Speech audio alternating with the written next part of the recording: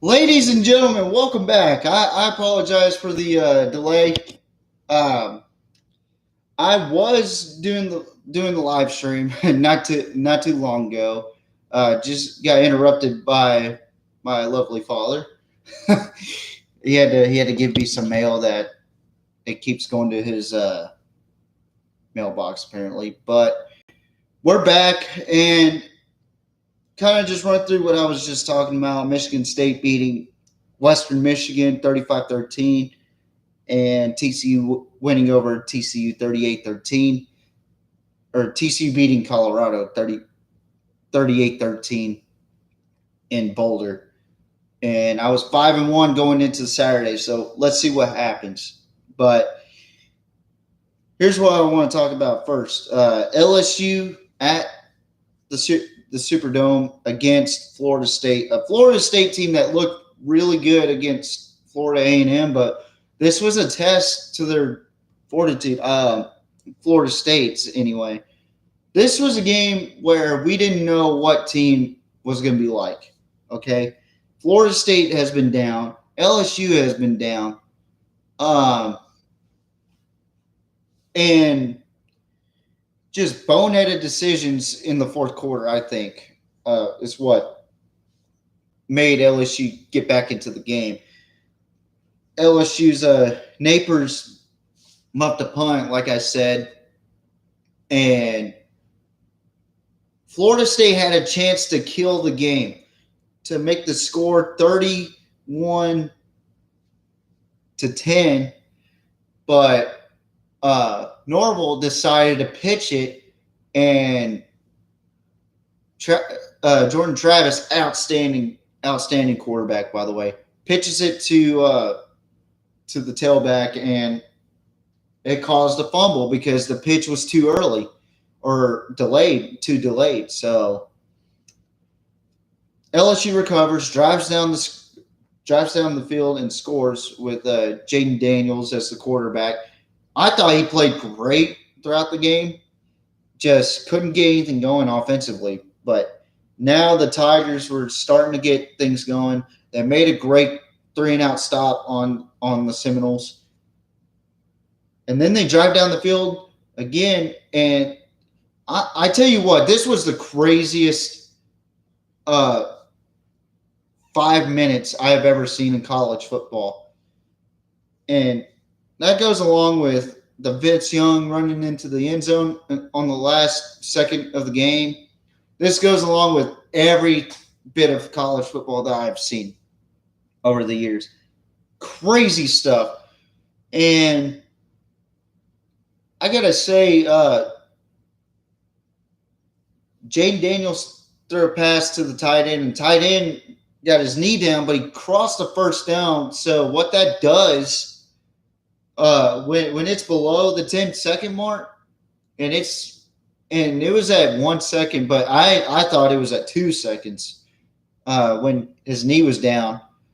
But they were at about the 3-yard line when this happened, and they had one shot.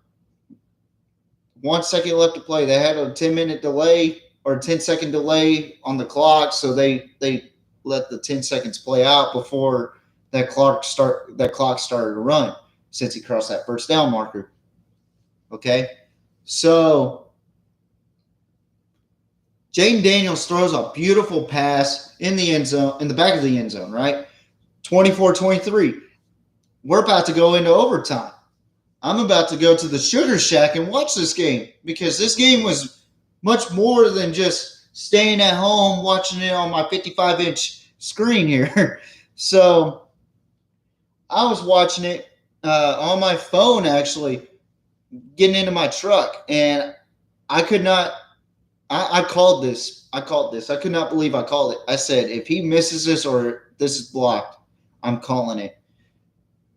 Sure enough, I see that the left-hand side of the kicker, that side's overloaded with red and garnet jerseys.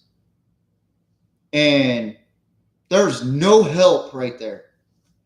What happens?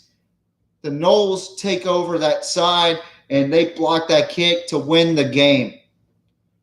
Absolutely the craziest way to win a game right there is a blocked field goal, and a crazy way to lose a game. So this is where the Booty and the whole story behind him going into the transfer portal kind of just makes it to where he's actually gonna transfer. And to let y'all know, LSU opened up the game as a 74.7% chance of winning this game. Okay, and I'm impressed with Jordan Travis over the years. He looked phenomenal in that game, even when he got hit late in that fourth quarter. And his big target, Wilson. I mean, Wilson's 6'7", folks. 6'7" wide receiver, 7 receptions, 120 or 102 receiving yards, and 2 touchdowns. Unbelievable. Jane Daniels, same thing. Incredible kid, transfer out of Arizona State. He got 26 for 35, 209, 2 touchdowns, but he had more carries than any running back from LSU.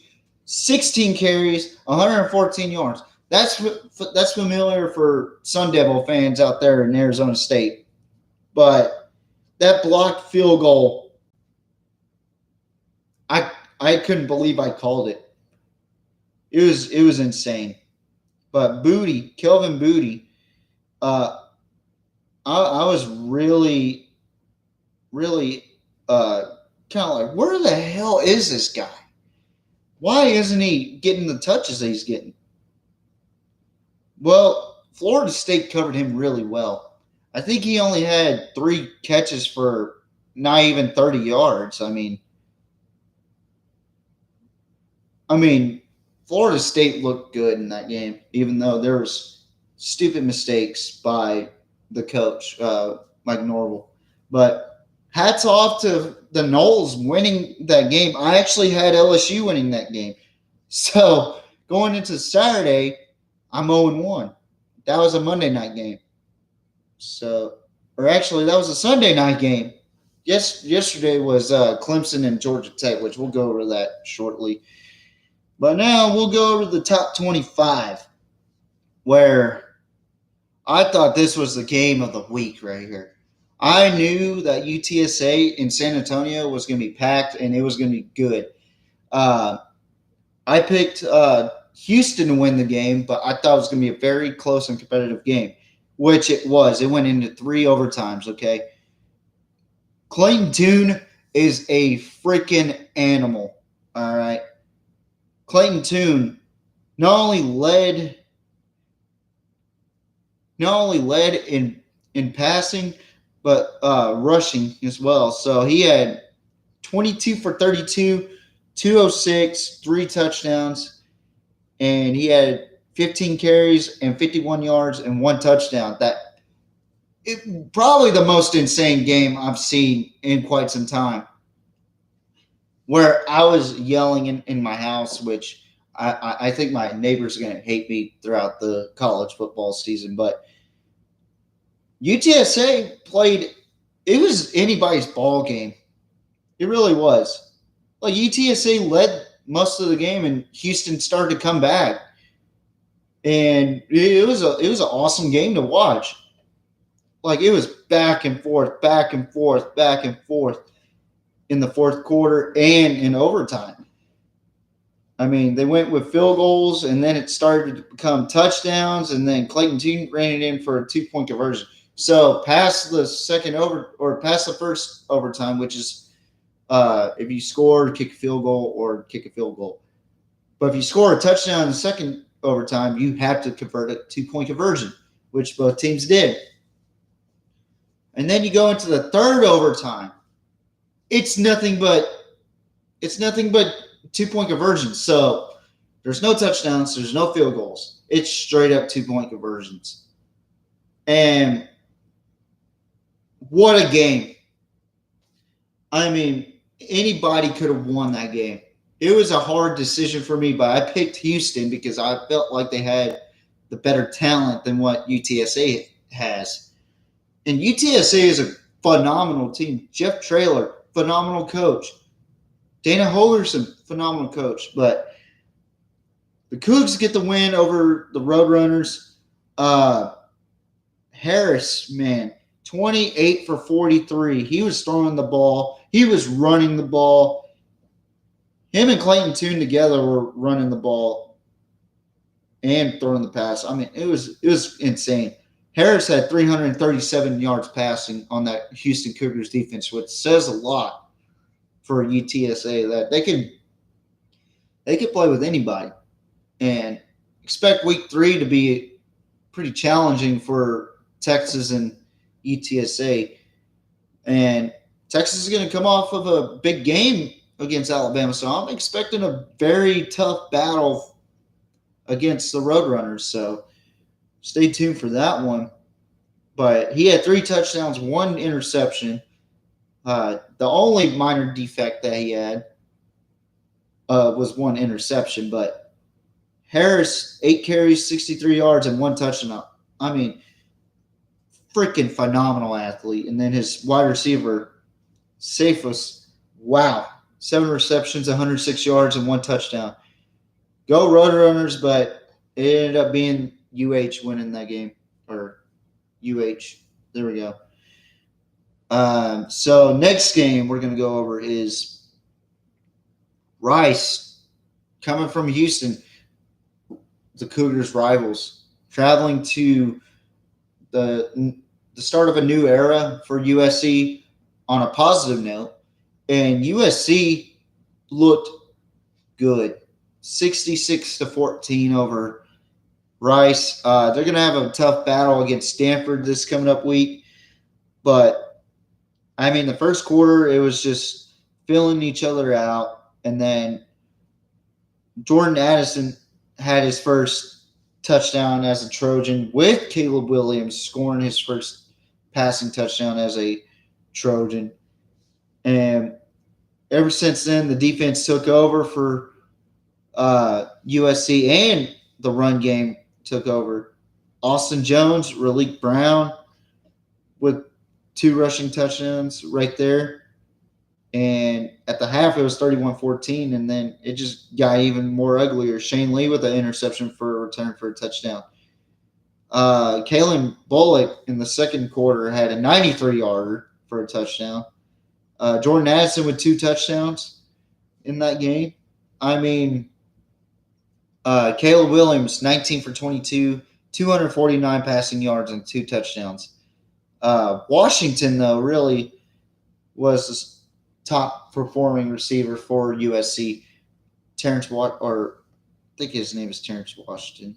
No, Taj Washington had 4 receptions and 66 receiving yards. But Caleb Williams had 6 carries and 68 rushing yards. So USC was supposed to win this game. 66-14. I think they played great for what they were supposed to do. So hats off to the Trojans and Lincoln Riley over there. I know a lot of Sooner fans hate me for saying that. They hate me because I'm a Longhorn fan, but screw them. Speaking of Big 12, we got number 10 Baylor hosting Albany, which they should have won big, and they did, 69-10. Baylor's receiving corps looked phenomenal. Their run game was good, and Shapen looked very comfortable in the pocket in this game. 17 for 20, only 3 drop passes, 214 passing yards, and 2 touchdowns. And this is a great game for them before BYU, who just came off of a big win off of USF, who has Gary Bohannon on their team. So this is going to be an interesting game to cover for me. But hats off to Baylor for winning that game. Next game I'll be covering is Sam Houston State and Texas A&M. So I was kind of watching this game throughout the first half and also trying to see when the weather delay would stop because I was on Hulu. And they just switched it to a different game, which I was kind of irritated about. But Haynes King did decent job, I thought, but 2 interceptions is not going to get you anywhere against Appalachian State or let alone Miami. Appalachian State's a tough team, and they will play with you. That's one thing I noticed against North Carolina. But the defense took over for Texas A&M. I thought A&M's quarterback Haynes King, 20 for 31, 364 passing yards, and 3 touchdowns with 2 interceptions. I mean, it was supposed to be a game where Haynes King was supposed to throw over 400 yards, but he threw an interception to former Longhorn BJ Foster. Shout out to him. But they couldn't get the run game going with Akani with 18 carries and 42 yards. I mean, he had a touchdown, but that's not good enough if you're Texas A&M right there. But I gotta say, their receiver, Aeneas Smith from Missouri City. Oh man, what a game he had! 6 receptions, 164 yards, and 2 touchdowns. He had 27 yards average. So they were supposed to blow this team out. Sam Houston State was losing a lot of guys this past season, and why didn't they put up 50? This was one of the teams I thought, man, they're going to blow Sam Houston State out. But they had trouble against Sam Houston State offensively. Defensively, I thought they played great. But Appalachian State is no slouch, so I don't expect a good performance out of A&M. I expect a tough performance out of A&M. Maybe a better performance offensively, but Appalachian State's a tough team to play, and I expect Appalachian State to bring the fight to Texas A&M. But now we're going to Ann Arbor, where Michigan took on the Colorado State Rams. Now, this game was supposed to be the way it was, and I was not really impressed with Caden McNamara, and he was not impressed with himself and also the way they played. 9 out of 18, 136 passing yards and 1 touchdown. I mean, he wasn't happy after that game. He had his first opportunity to share his thoughts publicly on sharing starting quarterback duties with J.J. McCarthy early this season, which they've been doing that for the past couple seasons now. But Caden McNamara did not look good in this game. I thought he looked sloppy. Actually, Colorado State's quarterback outperformed him with being more accurate and had 1 more yard than he did. But Corum actually did a really good job. 13 carries, 76 yards, and a touchdown. I mean, Michigan is building a good run game to help out that quarterback scenario right there. But I don't know who's going to take the starting spot. It's between J.J. McCarthy and Cade McNamara. It's going to be a tough one to call for Michigan, but they were supposed to win that game. Next game was a game that I was really unimpressed with for a ranked team, but I was really impressed with the way East Carolina played. They could have won that game if it wasn't for the late extra point miss and the field goal attempt not being good. I think NC State would have been out of the top 25 with the way they played. I thought they played sloppy. They are still my favorites to win the ACC, but Leary with 17 for 33, 211 passing yards, and 1 touchdown and 1 pick.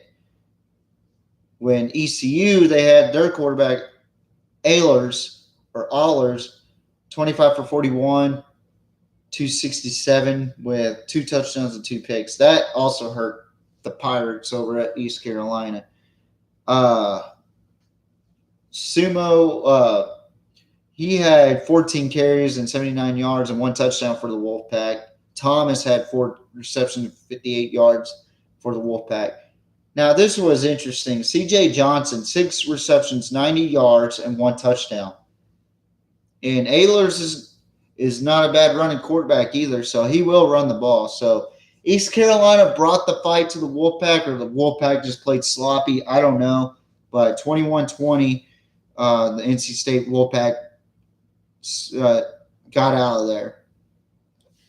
Next game was a top 15 matchup between the Georgia Bulldogs, the defending national champions, squaring off against the Oregon Ducks. Everybody was thinking that this was going to be a close game. I didn't think so. I anticipated Georgia being stronger this season. Even though they lost a lot on defense, I anticipated them to be a little bit stronger this season. And they proved me right. Actually, they exceeded expectations this season. 49-3 over the Ducks. I mean, Stetson Bennett played an awesome game. 25 for 31, 368 passing yards, which is really unheard of for Georgia. And 2 touchdowns for the Bulldogs. And McIntosh for Georgia, 117 receiving yards. I mean, Bo Nix did not play good at all. 21 for 37, 173 passing yards, and 2 interceptions. Yikes. And the way he threw those interceptions, they were easy interceptions. I mean, what is going on in Oregon right now? I mean, they looked pitiful out there. They really did. But Georgia looked dangerous. And everybody thought Alabama was looking good. How about you take a look at that Georgia film and you tell me who's the best team in the country? So far, it's looking like Georgia by a mile. So that's my take on that game. Next, we have the mighty UTEP Miners coming into Norman. I thought this was going to be a closer game. Oh, boy. I'm being sarcastic because Oklahoma fans wanted to throw that out there that UTEP, that they beat UTEP 45-13. Y'all were supposed to win that game by a lot. Y'all have a ton of talent compared to UTEP. Y'all have better talent. But let me give you a reason why I wasn't really impressed with Oklahoma. Okay, Dylan Gabriel, he had a good game, 15 for 23, only 233 passing yards and 2 touchdowns. I expected more out of him. Gray, he had a phenomenal game, 16 carries and 102 yards, no touchdowns. Marvin Mims, he's going to be a threat this year in the Big 12. 3 receptions, 81 yards. Now, this is why I'm so irritated with Oklahoma. Look at the stats that the passing yards that UTEP had. Hardison, he didn't throw any touchdowns or interceptions. Why was there not any turnovers? Okay. 26 for 42, 244 passing yards. For UTEP. UTEP is not that good, okay? And they just got slacked by North Texas. So you want to brag about beating UTEP? Do you see Texas bragging about beating Louisiana Monroe? No, we got a big game to play against. We got Alabama coming into Austin. We got College Game Day. We got Fox Sports coming into Austin. And you want to sit there and say, oh, we beat the snot out of UTEP. No, you didn't. The score says otherwise, but look at the stats. Flores, 7 receptions, 76 yards receiving. I mean, y'all gave up a total of 316 yards. Total. 288 passing. They beat you on the pass game. I mean, I'm impressed with y'all's run game with 259 rushing yards with 38 attempts, which is close to seven rush yards. And y'all did good on the run defense. But where is the pass defense for Oklahoma? Penalties. Y'all had penalties. I mean, y'all only had one turnover, and that was a backup QB throwing an interception. If I'm looking at the if I look at the scoreboard, yeah, y'all were winning 28-10 at the half. That's not impressive to me. Y'all should be up 42-0 at the half. At least 38-0 at the half. So for a number 9 team that's being bumped up to number 7 because the CFP likes y'all is pretty embarrassing. If I'm Brent Venables, I get on my defense's ass and I say, you gave up this many yards against a UTEP team that isn't going to be good in the Conference USA or whatever conference they're in. That's embarrassing if you're Oklahoma. Run defense, good for you. Pass defense was pitiful. And they beat you in the pass game. Yeah, you had 259 rushing yards, but they beat you in the pass game. So don't come in and brag about winning against UTEP. That's not a good win. That's a expected win. But the 13 points, nah, fam. I'm not a fan of that. So that's my rant from Oklahoma. I had a rant about them last year, but this is probably going to be bigger this year because I think Oklahoma will not do as well as last season. And I still think they were overrated last year. But moving on. Miami, another game that should have been blown out of the water, and my goodness, Miami put up 70 points on Cookman. They had 14-3 in the first quarter. Then they completely just overtook that game and scored 42-10 at the half. Okay, I'm going to calm down. Then Miami just completely absolutely unloaded on Cookman. But Van Dyke only had 13 for 16 for 193 passing yards, 2 touchdowns. Parrish had 14 carries, 108 yards, and 3 touchdowns. So he had a trifecta day. Good for him. Restrepo, 5 receptions, 100 yards, and 1 touchdown. Okay, so Miami had a really good game. Really good game to start out with. And I'm not angry at Miami because they didn't brag about them beating a smaller team. You know why? Because they got a bigger game to focus on, and that's Texas A&M in the coming weeks. So I expect Miami to play very good football in the next couple weeks. So their running game, they went over 7 yards a carry with 42 attempts, and they got 305 total, which is really impressive. Turnovers, they actually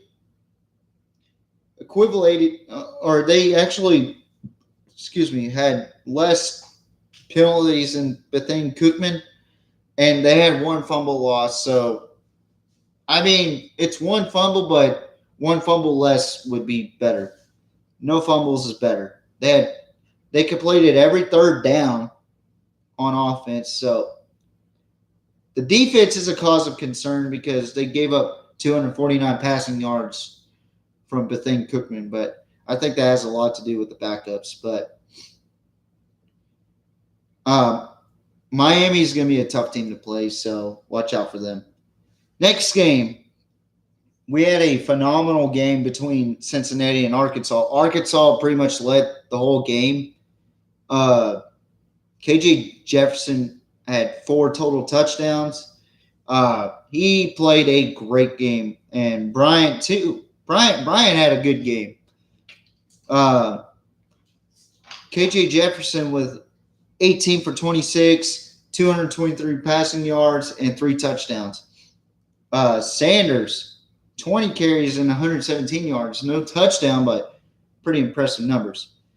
Then you got Knox for Arkansas, 6 receptions, 75 yards, and 2 touchdowns.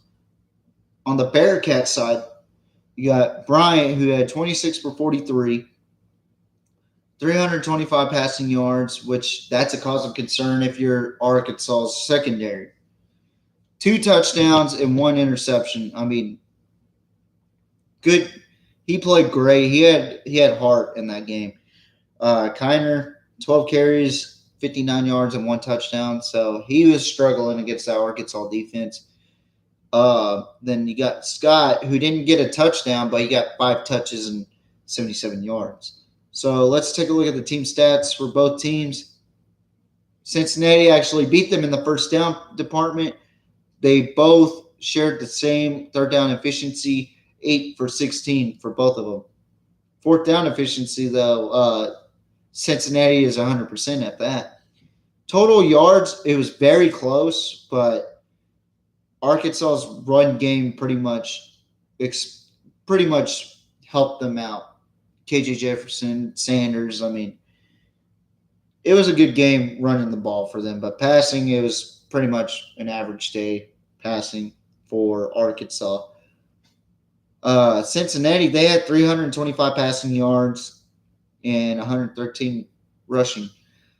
So both teams defensively did not play bad, but they didn't play good. So they need to touch up on that. So it was a good game, but it's the start of week 1, so you're going to expect some rustiness from those two teams. Troy at Ole Miss. Now, this is a game where I thought Ole Miss was going to just pummel this team, even though they didn't have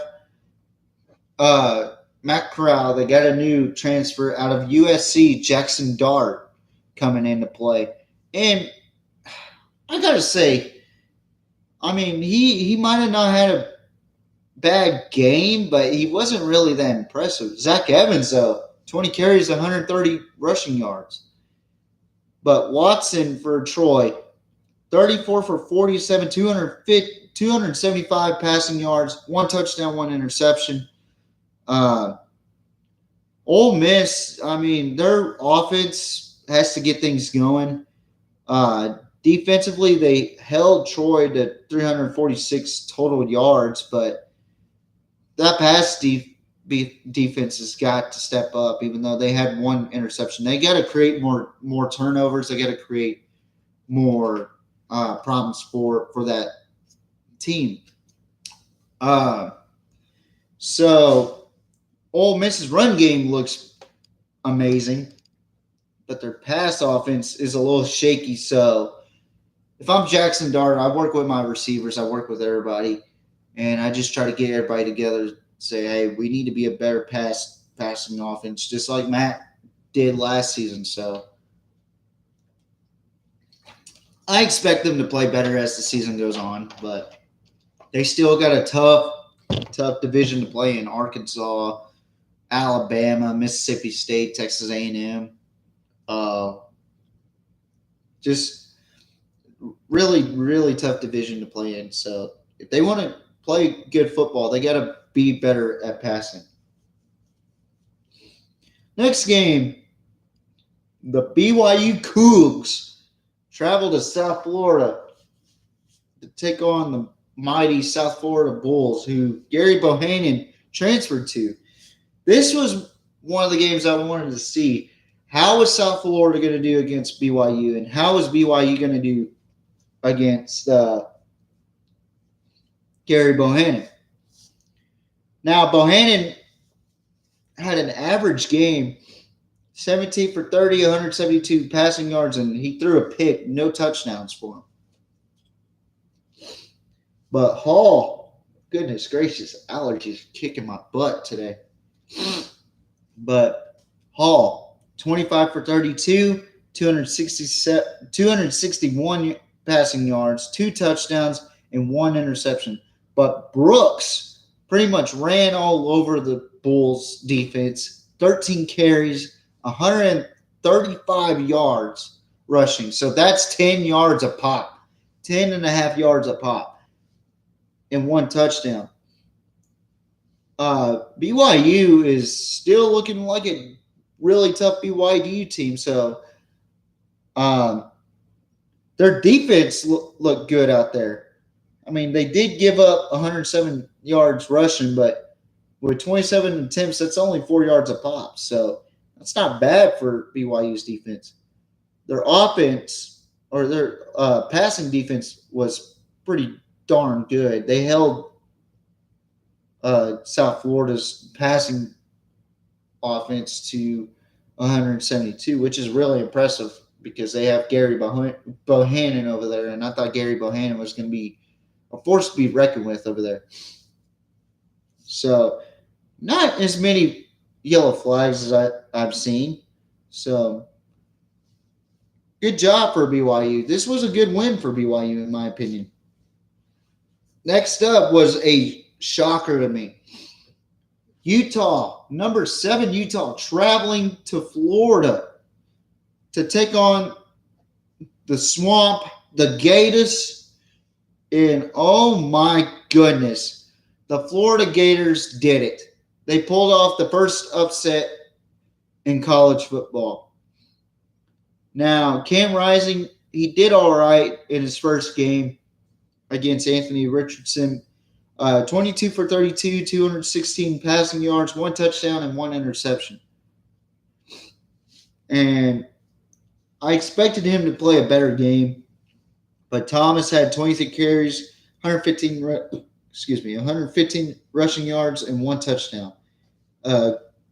Kuith, 9 interceptions, 105 receiving yards, and 1 touchdown. So he was a big star for Utah. Now we look at Anthony Richardson. Pretty much Florida's offense. 17 for 24, 168 passing yards. No touchdowns, no interceptions. Anthony Richardson, 11 carries, 106 rushing yards, and 3 touchdowns. Rushing the ball. That's why I say Florida is using that offense towards him. Now, like I said, this was a back and forth game, folks. And I got to say, Florida's defense has got to tighten up more.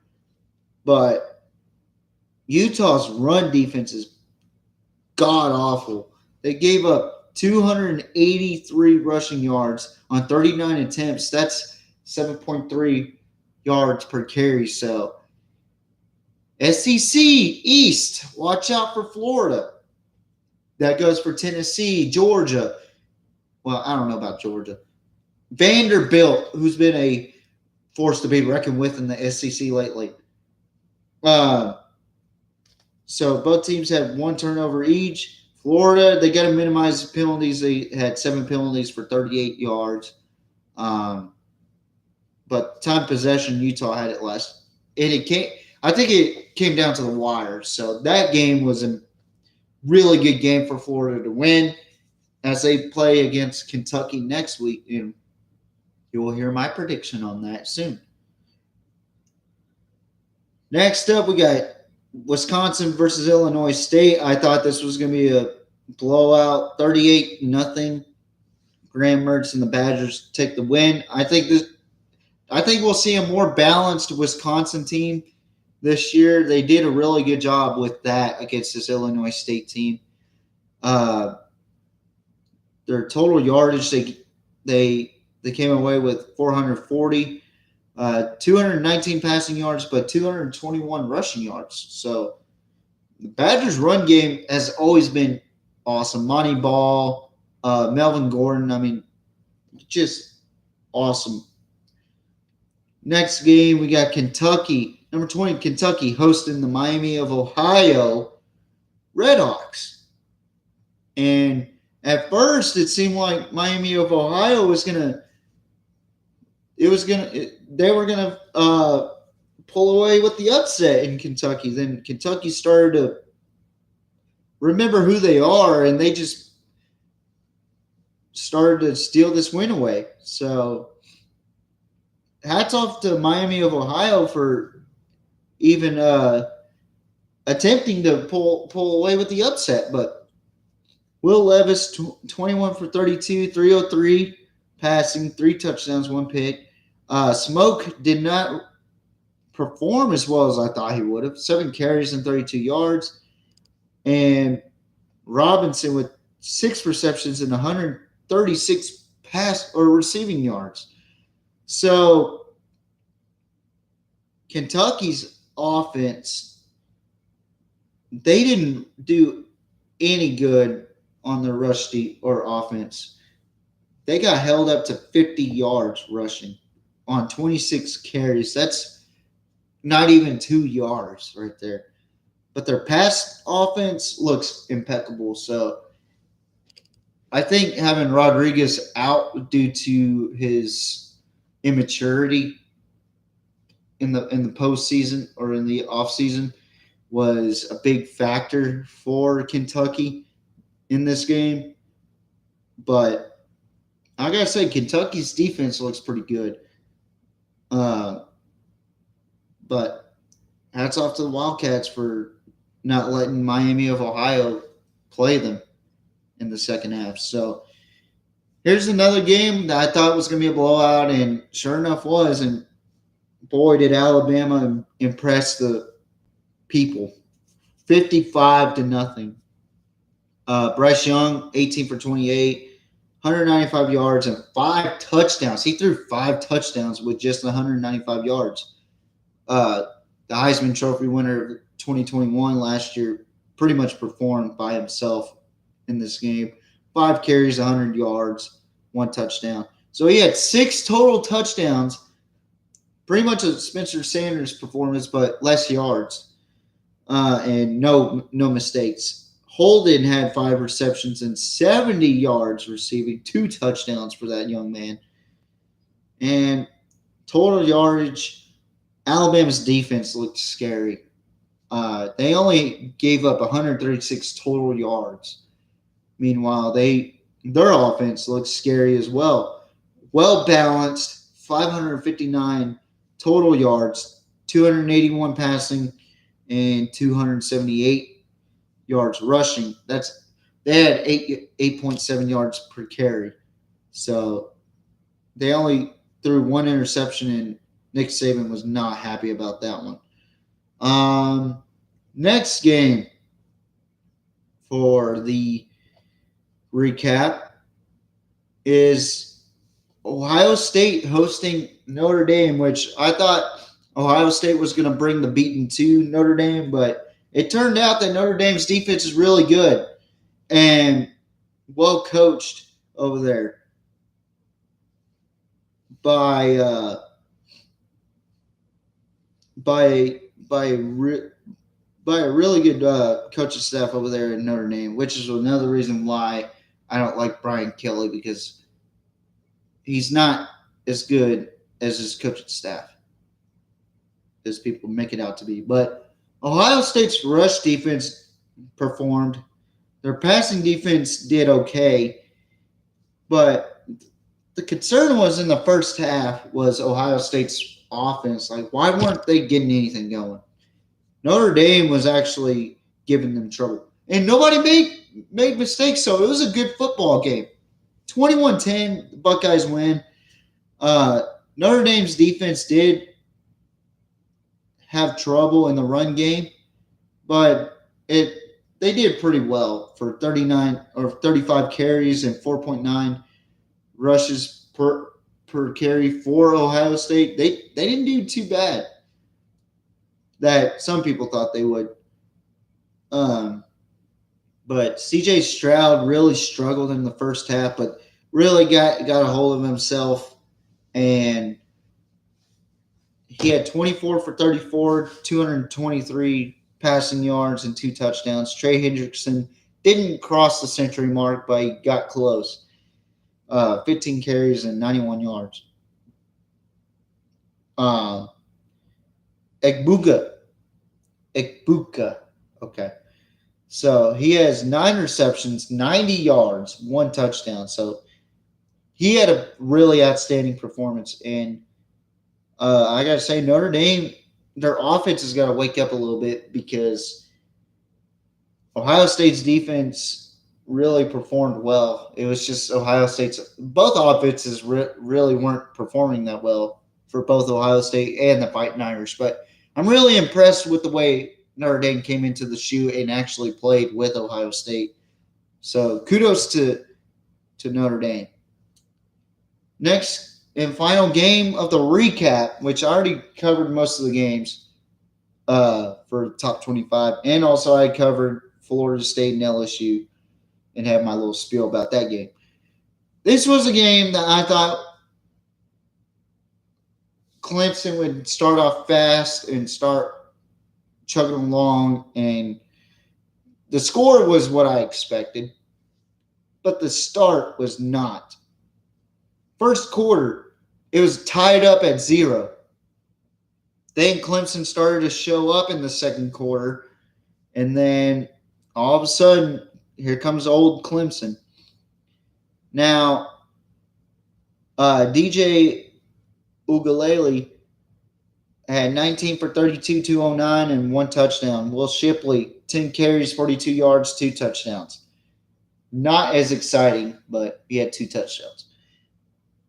Collins for Clemson, 3 receptions, 54 yards receiving, and 1 touchdown.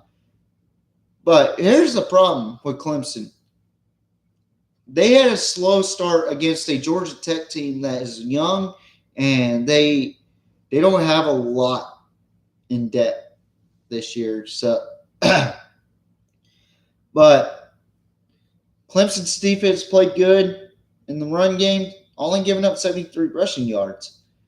But Georgia Tech's defense did really well, despite giving them 127 rushing yards. Off of 40 carries, they only gave up 3.2 yards per carry. So that's really good if you're Georgia Tech. That's a win. But their passing, they got to get better at that. Sims, he had trouble against the Clemson secondary. He threw a bad pass. I mean, you might as well have fair caught it. It was that bad. But as the game went on, he threw 23 for 36, 164 passing yards, 1 touchdown, and that 1 pick. But he was running the ball pretty good, 13 for 41. McCollum, 6 receptions and 55 yards. So that concludes the Week 1 recap, the full recap. I didn't go over Thursday because I already went over it before I made my predictions. So here's Week 2. And my following marquee matchups for this Friday. Louisville travels to UCF as the Louisville Cardinals take on their former American Conference rivals, the UCF Knights. And we'll go over that here in just a second. Then Saturday, I picked a game where it's a little bit more traditional than a lot of people think. The impressive Missouri Tigers will square off against their former Big 12 rivals in Manhattan, Kansas, the Kansas State Wildcats. Now, like I said, I'll go over this game here a little bit too. So I'll go over the marquee matchups first before I go over the top 25s. That's how we're going to do it from now on. So on Friday, Louisville will be going to Central Florida in Orlando, in Spectrum Stadium, in the Bounce House to take on the UCF Golden Knights. Now, Louisville's coming off of a loss. They're coming off a loss to Syracuse, which was an ugly loss. So I expect them to play a little bit better, but UCF is looking red hot right now, even though they played a very inferior team in South Carolina State. That was a much expected win. This is the Florida trademark team now. I think the Gators are pissed off about that, but we'll go into that later on. But I got UCF winning big in this game. I think they're just going to flat out embarrass Louisville in this game. Louisville hasn't been the same since Lamar left. Malik Cunningham is a really good athlete, but I just think the UCF defense is too much for the Cardinals' offense. And also, UCF's offense is looking better than ever since Dylan Gabriel transferred. They got Rice Plumlee playing at a high level. I mean, he's got 20 for 31 with 308 passing yards and 4 touchdowns. No mistakes.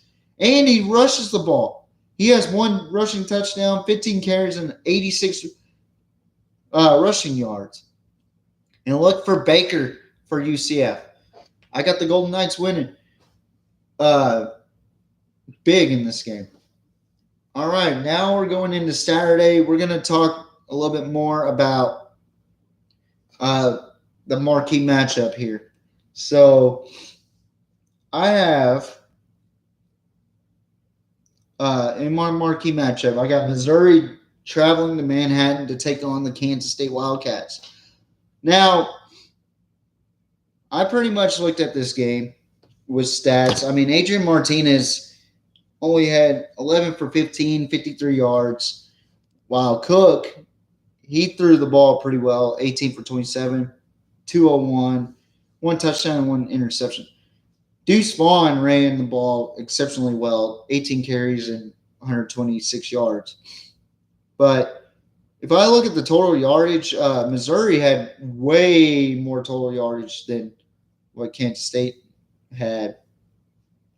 And the yards allowed, they gave up a lot, but they only gave up 11 rushing yards in their last game against Louisiana Tech, who's no slouch at all. So, and Kansas State shut out South Dakota.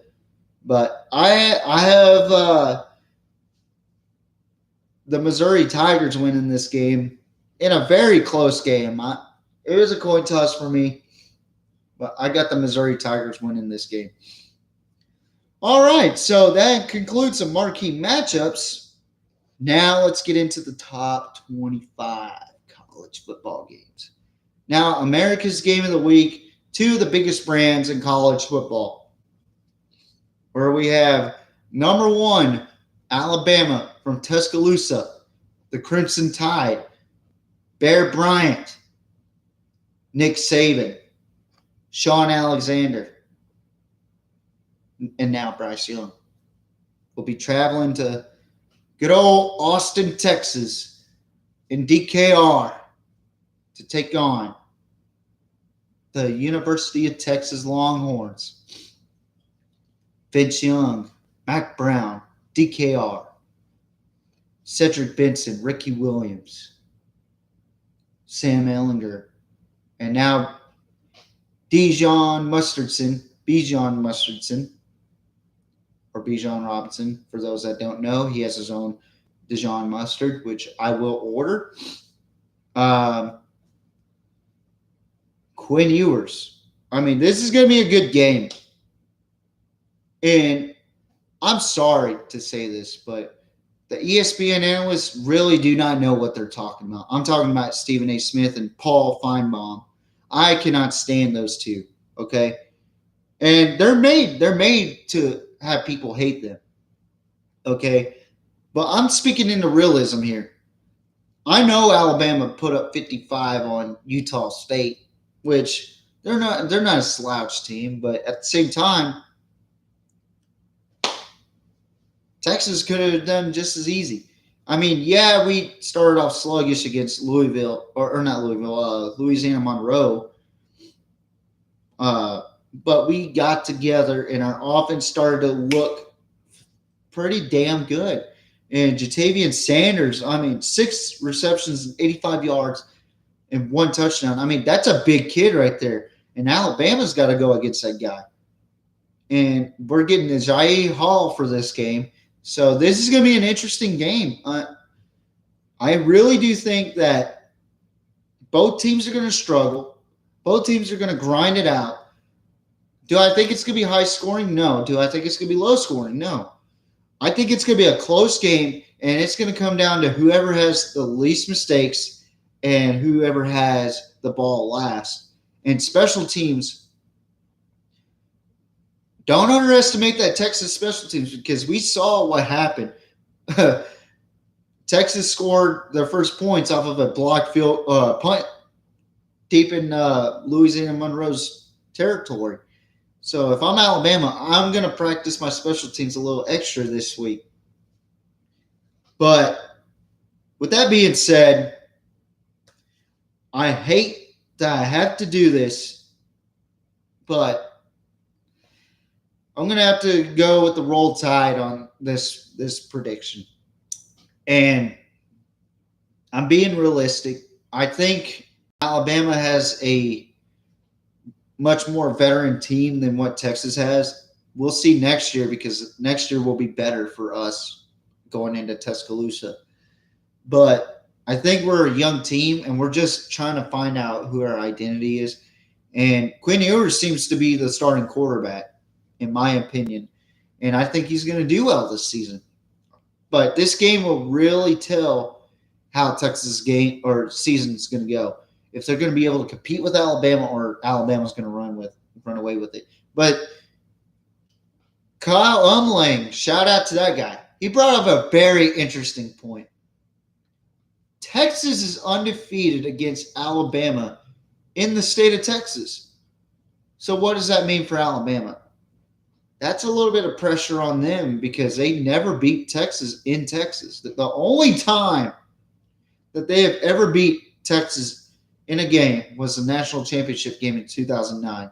Whether if Colt McCoy was still in, I don't know what would have happened. Nobody knows.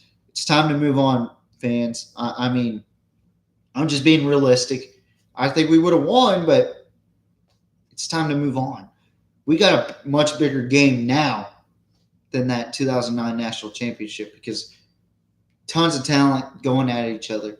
And former Alabama coach Steve Sarkisian taking on Nick Saban. And Nick Saban's trying to prove a point this year that he's not going to let these assistants that he coached against beat him.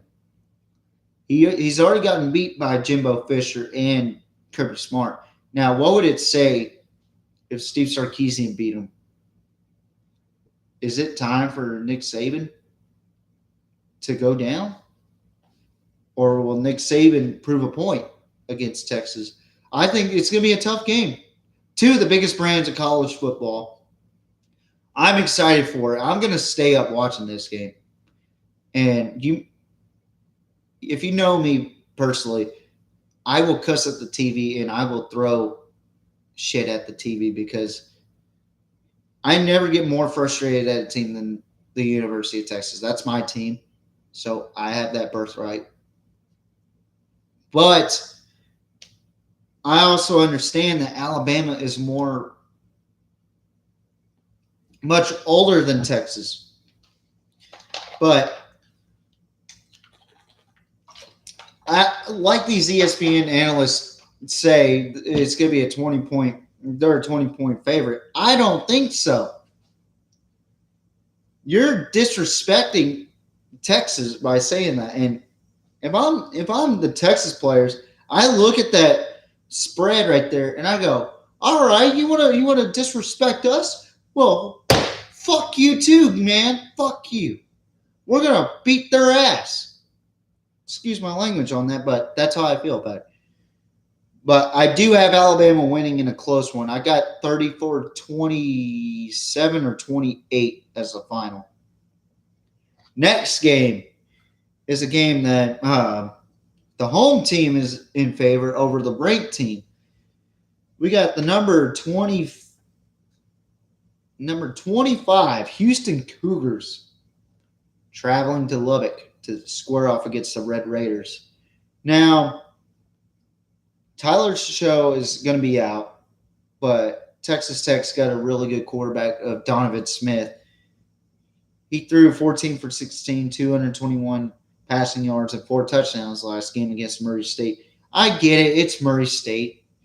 They're supposed to win that game, but I really do think Texas Tech is going to be a quiet team to play against.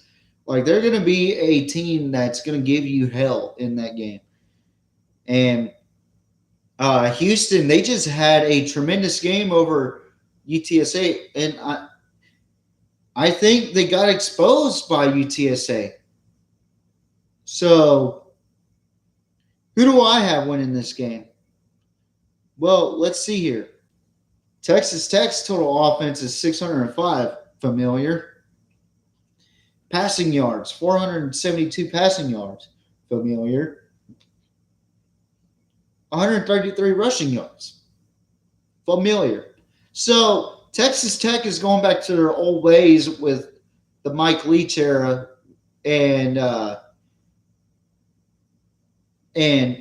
with Graham Harrell at the helm and also Cliff Kingsbury and all them guys is what it looks like to me. Houston, on the other hand, they didn't do too hot on offense. And they sure as hell didn't do much on defense. So I'm gonna have to go with the favorites on this one. The Texas Tech Red Raiders get a 2-0 start to their season, and I'll be impressed if Texas Tech blows out Houston. But I think it's gonna be a closer game than what the people say. Next game is a game that I pretty much highlighted as game of the week.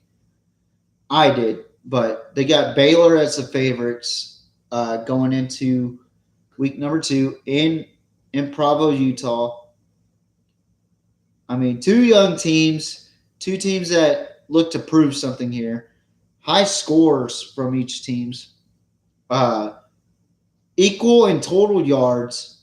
Almost as equal in yards allowed. The only difference is BYU gave up more rushing yards than Baylor did, but that was based off of attempts also. So this is going to be a fun game to watch, folks. I expect a lot on offense in this game. I really do. And it's going to be close. And BYU's coming into the Big 12, so this is a preview Big 12 matchup. Could be a potential Big 12 championship matchup at some point in the next couple of years. But I got to go with the away team, number 9 Baylor over 21 BYU. So I'm not underestimating BYU. I think it's going to be a close game. But I got Baylor winning this game. Next game, we got the Arkansas State Red Wolves taking on the number 3 Ohio State Buckeyes. They did not impress last week, so they got to make amends, right? I mean, I don't really have to pick who's going to win this game. I think I have an idea who's going to win this game. It's going to be Ohio State. I think Ohio State's going to bring the heat to the Red Wolves, and they're going to prove everybody wrong that we're not a bad team. We just had a bad game. So Ohio State, they're 1-0 and number 3 in the country, but they played like they weren't ready to play football. So Ryan Day, he's a good coach, so he's going to get them boys ready to go over at Columbus, Ohio. Game number 5, we got Southern Miss traveling to number 15 Miami, who had a dominant win over Bethune-Cookman. I think Southern Miss is a much more of a challenge than what Bethune-Cookman was, but they are 0-1 going into Miami, so they did have a close loss to Liberty in 4 overtimes, so that is a justifiable loss for the Golden Eagles over in Southern Miss. But I got Miami winning this game big. Miami's going to have way too much talent for Southern Miss, and I don't think Southern Miss is ready for the Canes. This game was really what I wanted to look at. South Carolina traveling to Fayetteville to number 16 Arkansas. Arkansas looks just as good as last year, or maybe a little bit better. Their defense, though, is a cause of concern, but I'm not too worried about Arkansas's defense in this game. More, I'm worried about South Carolina's offense. Their offense did not do what they were supposed to do last week, in my opinion, over Georgia State. 35-14 win over Georgia State. They should have pounded Georgia State. And Spencer Rattler did not play well in this game. One touchdown out of two with two interceptions. That's not acceptable. But I got the Razorbacks winning this game, and they're going to go 2-0 again. Next game, number 7, Wake Forest is traveling to the 2-0 Vanderbilt Commodores. Now, this is a test for Vanderbilt. Can they play against a really tough opponent after having an impressive win over Hawaii, but struggling, but winning against Elon? And for Wake Forest, they had a blowout win over VMI. So, I mean, it's going to be a tough game for Vanderbilt, I think. But I got number 22 Wake Forest winning that one fairly easy.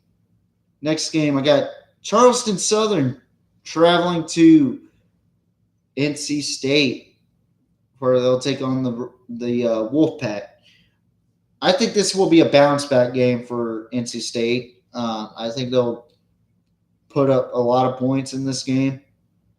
I don't think Charleston Southern has a chance against this North Carolina State team. But I got the Wolfpack winning this game big. Next game, got Southern Utah traveling to the number 13 Utah Utes, who just had a banger of a game against Florida, but they came short. Same thing for this game. I think this is going to be another blowout. Number 13 Utah is going to absolutely pound Southern Utah. Even though Southern Utah is a good FCS school, I just think that Utah is going to have a bounce-back game, just like NC State, just like good old Ohio State. I think this is going to be a blowout for the Utes and a much-needed win for Utah. Next game, Notre Dame at home in South Bend, Indiana, taking on the Marshall Thundering Herd, where the Thundering Herd are 1-0 and the Notre Dame Fighting Irish are 0-1. Now, Notre Dame played tough football against Ohio State, but they gave up a lot of yards. They didn't amount to a whole lot of yards. But if you look at Marshall's total yardage, 612 total yards. And all that, or most of that, is rushing. 380 rushing yards in that game against Norfolk State. I mean, that was the game they were supposed to win, but my goodness, they only gave up 114 yards total. So this might be a tough game for Notre Dame. But I'm sticking with the Fighting Irish because they played tough against Ohio State, and they made C.J. Stroud struggle in that game. Next game, we got Furman and at number 5, Clemson. So Clemson went down in this week. And I expect Clemson to bounce back after a slow start against Georgia Tech. And I expect a shutout from Clemson. Next game, Appalachian State traveling to College Station to take on the Texas A&M Aggies. So this game is very interesting. A lot of people don't know who Appalachian State is. They were originally known as the Power Five killers. So they killed Michigan back in 2007. But Appalachian State has been a phenomenal program even before that. So they were once a FCS school. Now they're a Sunbelt school. And they played a really tough North Carolina team, and they played them tooth and nail. The only problem was they didn't get a 2-point conversion to win the game. And I got to say, Bryce, 25 for 36, 361 passing yards and 6 touchdowns. Phenomenal quarterback. A&M's defense versus Appalachian State's offense. I am calling it right now. That is going to be the game to watch this weekend as the Aggies host the Mountaineers. But I think A&M has the edge because they have a much better defense than what North Carolina has. And I think Haynes King is starting to slowly get comfortable in the backfield. And I think Akaney will have a better game than what he did last week. I just think they had a slow start to their season. But if Appalachian State is able to score on that defense effectively, A&M might be in trouble. But I got the Aggies winning this game. Not by much either. So I think it's going to be a close game, just like the North Carolina and Appalachian State game, but not that high. I expect like a 40-something to 40-something type of game. Now, this game right here is what I'm interested in as well. Number 24, Tennessee Volunteers square off against number 17, Pittsburgh, who just came off of a big victory off of West Virginia in the backyard brawl. Now, Keaton Slovis, 16 for 24, 308, 1 touchdown. Pretty impressive number right there, besides the 1 touchdown. I thought he would have more. Hammond, 2 touchdowns with 74 rushing yards and 16 carries. These two teams look evenly matched right now. But Tennessee's offense is starting to look good. They have a total of 569 total yards, and Pitt only has 384 total yards, and they gave up 440 yards. So who do I have in this game? I got the Volunteers winning. I got the Vols winning in a very close game. Next, we got Washington State traveling to Madison, Wisconsin to take on the Badgers. Now, both teams are 1-0. Cameron Ward, a sophomore from West Columbia, Texas. Shout out to West Columbia. 25 for 40, 215 yards, and 3 touchdowns. No picks. So they had a really good game against an Idaho team, which they should have blew them out of the water. I think Wisconsin's going to bury them. I think Wisconsin is going to be one of those teams to watch out for this season in the Big Ten. So I could see them being in the Big Ten championship with Ohio State or even Michigan. So we'll see. Next game, got Samford traveling to Athens to take on the Georgia Bulldogs. Yuga. Should I even cover this game? I think you already know who I'm picking in this game. I got Georgia winning big. Next game, I got Akron traveling to East Lansing to take on the Michigan State Spartans. Here's another Mid-American team going into East Lansing. Western Michigan didn't win against Michigan State, but they did hold that offense to 35 points. I think that Thorne's going to have a better game this week. Irons had a really good game against, I don't even know what this school, St. Francis Prep Academy in overtime. So I think Michigan State's going to just blow these guys out of the water big. Next, we got the mighty Kent State Golden Flashes coming in to Norman, Oklahoma to take on the Giant Killers of Oklahoma, the Sooners. So now, again, I got Oklahoma winning this game. But y'all should be able to blow these jokers out. Y'all should be. Why I don't think y'all will? Because they had 340 yards total against Washington. And they did give up 525 total yards. But y'all's passing offense hasn't been opening up as much. I mean, even though Dylan Gabriel didn't have as much play time as we wanted, so I expect y'all to win 55-0 in this game.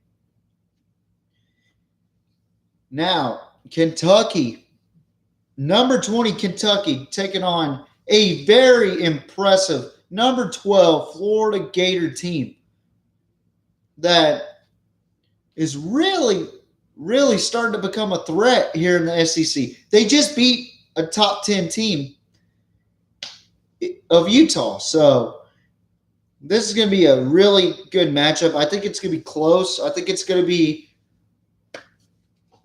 they're well matched. I really do think so. Now, I think Will Levis is going to have trouble against that Florida defense, though. So I'm going to go with the team that impressed me last week. I'm going with number 12, Florida. Why? Because Kentucky almost let Miami of Ohio beat them last week, but they came away with a victory, with a 37-13 victory, which really didn't impress me. I thought that was a weak win for Kentucky. So I got the Gators winning this game. Next game, Ole Miss at home against Central Arkansas. They are predicted as a 99.1% winning matchup against this team. Zach Evans, I think, is going to have a phenomenal game. I'm telling you right now, he's going to be in the mix in the Heisman this year. Jackson Dart, I think he'll have a better game. I think Ole Miss is just going to break these guys, dude. I really do think the Rebels are going to win. Here's another game of the week for me. So USC, who's coming off of a high-scoring win, 66-14 over Rice, squaring off against E.J. Smith, son of Emmitt Smith, who had 11 carries, 118 yards, and a tremendous 2-touchdown game. And also McKee, who had 22 for 27, 308 passing yards, and 2 touchdowns and 1 pick in that game against Colgate. Now, what I feel like is going to be the difference maker for USC and Stanford is the defensive play for both teams. I think Stanford is going to be tough, but I think USC's offense is going to be too much for Stanford. So I'm going with the number 10 team in the country, USC. I just think they're a better football team than what Stanford is.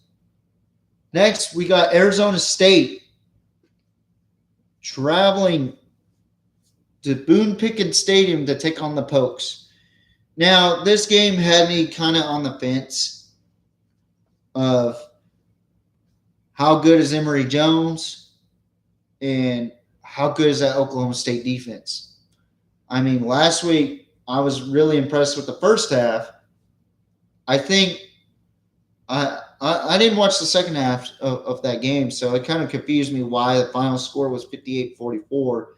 But that defense got gassed in that game against Central Michigan, and that's a cause of concern because Arizona State's offense looks good. Their defense looks good. Even though they played against Northern Arizona, I still have Arizona. I got the upset in this game. Arizona State winning. It's going to be a close game, but I got the Sun Devils winning. And last but not least, before I hop off here, we have the 0-2 Hawaii Rainbow Warriors squaring off against number 4 Michigan, who is a 99.7% winner or predicted winner in this game.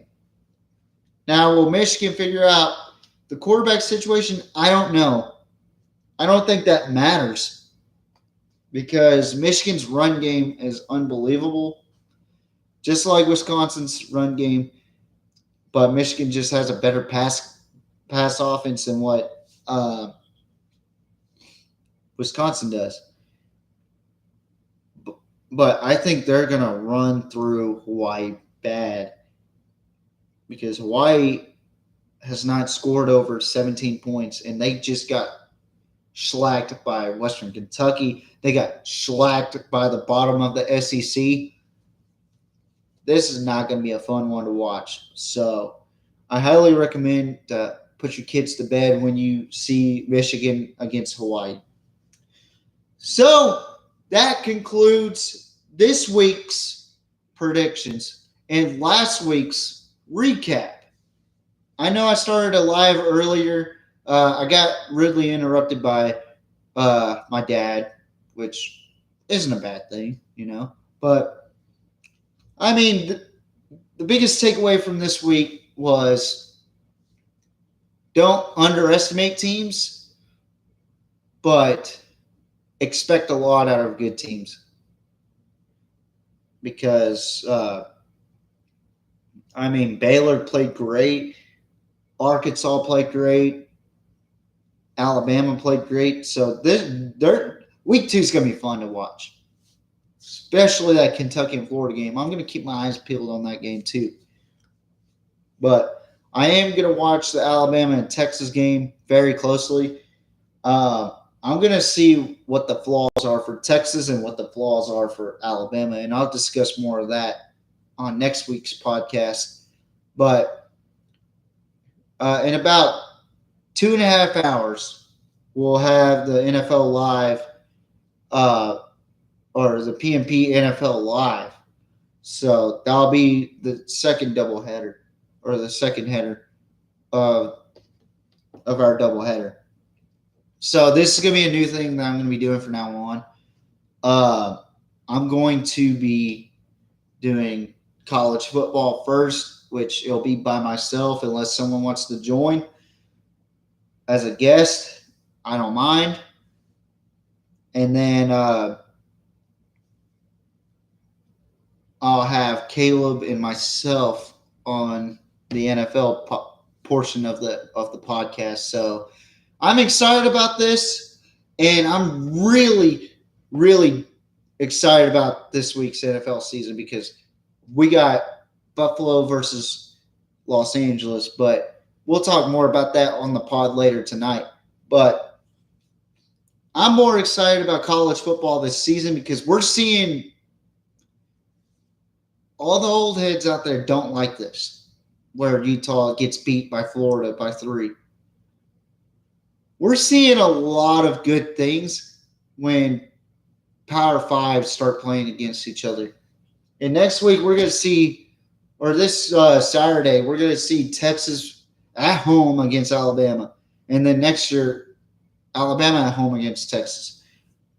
I'm expecting a big game out of both teams and a lot of mistakes because I feel like there's a lot of flaws between both teams, but I'm excited for this game. I'm excited for a lot of these games on tap. There's a lot of blowout games on here, but at the same time, there's teams that are really surprising this year, and I look forward to it. Like Tennessee and Florida are very surprising, and then you got Georgia, who's really mauling the competition. So I'm excited, guys. So tune in at 6 p.m. tonight as we go live again for the NFL portion. And next week, I plan on having somebody on next Thursday for the college football portion. He is a Florida high school coach. He's also he also helps out with recruiting over there in Florida for the Pensacola area, I believe. We'll get to know more of him next week, but tune into that next Thursday at 2 p.m. as we go live on the PMP, talk about college football, and we'll even talk about the HBCUs. Jackson State making a run as Shedeur Sanders just made an impressive, impactful game this past week against Florida A&M. But tune in next week because we got some exciting stuff to talk about, and we got a guest that's going to be a tremendous help to this podcast, and he's already shared some of his to some of his platforms and had a follow on Twitter, and I am super excited about this guy.